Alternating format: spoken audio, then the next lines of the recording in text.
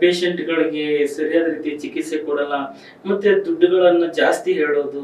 ಮತ್ತೆ ಚಿಕಿತ್ಸೆಯನ್ನ ಒಂದು ಕಡೆ ಹೋಲಿಸಿದ್ರೆ ಮಾನವೀಯತೆಯನ್ನ ಇತ್ತೀಚೆಗೆ ಕೆಲವೊಂದು ಆಸ್ಪತ್ರೆಗಳು ರೂಢಿಸ್ಕೊಳ್ತಲ್ಲ. ಅದ್ರ ಬಗ್ಗೆ ಏನ್ ಹೇಳ್ತೀರಾ ಸರ್? ರೂಢಾಗಿ ನಡ್ಕೊಂತನ ಇದು ಒಂದು ನೀವು ಹೇಳ್ತಕ್ಕಂಥದ್ದು ಸರಿಯಾಗಿದೆ ಚಂದ್ರಶೇಖರ್. ಯಾಕಂದರೆ ಈ ಕಾರ್ಪೊರೇಟ್ ಯುಗ ಅಂತ ಹೇಳ್ತೀವಿ. ಎಲ್ಲ ಆಸ್ಪತ್ರೆಗಳು ದೊಡ್ಡ ದೊಡ್ಡ ಈ ಕಾರ್ಪೊರೇಟ್ ಆಸ್ಪತ್ರೆಗಳಲ್ಲಿ ಏನಾಗಿದೆ, ಬಂಡವಾಳ ಹೂಡಿಕೆ ಅಂತೇನು ಹೇಳ್ತೀವಿ, ಎಲ್ಲ ಹೊರದೇಶದಿಂದ ಬಂದಿರತಕ್ಕಂಥ ದುಡ್ಡು.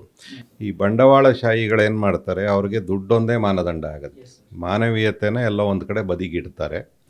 ಎಲ್ರಿಗೂ ಕೂಡ ನಾನು ಮನವಿ ಮಾಡ್ಕೊಳ್ಳೋದೇನಂತಂದರೆ, ಮೊದಲು ಮಾನವೀಯತೆಯನ್ನು ಪ್ರದರ್ಶಿಸಿ ಆಮೇಲೆ ನಾವು ದುಡ್ಡಿನ ವಾಣಿಜ್ಯವಂತ ಹಿಂದೆ ಹೋಗೋಣ.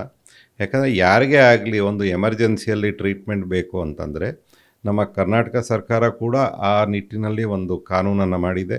ಯಾವುದೇ ಎಮರ್ಜೆನ್ಸಿ ಕೇಸ್ ಕೂಡ ಬಂದರೆ ನಾವು ಟ್ರೀಟ್ಮೆಂಟ್ನ ಕೊಡಲ್ಲ ಅನ್ನೋ ಆಗಿಲ್ಲ. ಯಾವುದೇ ಆಸ್ಪತ್ರೆ ಆಗ್ಬೋದು, ಅವರಿಗೆ ಟ್ರೀಟ್ಮೆಂಟನ್ನು ಕೊಟ್ಟು ಆ ಮೊದಲು 1 ಅವರ್ ಏನು ಹೇಳ್ತೀವಿ ನಾವು ಗೋಲ್ಡನ್ ಅವರ್ ಅಂತ ಹೇಳ್ತೀವಿ, ಯಾರೇ ಒಂದು ತೀವ್ರವಾದ ಟ್ರೀಟ್ಮೆಂಟ್ ಬೇಕಾಗಿದ್ದರೆ ಅವ್ರಿಗೆ ಅಟ್ಲೀಸ್ಟ್ ಆ ಟ್ರೀಟ್ಮೆಂಟನ್ನು ಕೊಟ್ಟು ಆನಂತರ ಅವ್ರಿಗೆ ಅಫೋರ್ಡಬಿಲಿಟಿ ಅಥವಾ ಅವ್ರ ಕೈಯಲ್ಲಿ ದುಡ್ಡಿಲ್ಲ ಅಂತಂದರೆ ಸರ್ಕಾರಿ ಆಸ್ಪತ್ರೆಗೆ ರೆಫರ್ ಮಾಡ್ಬೋದು.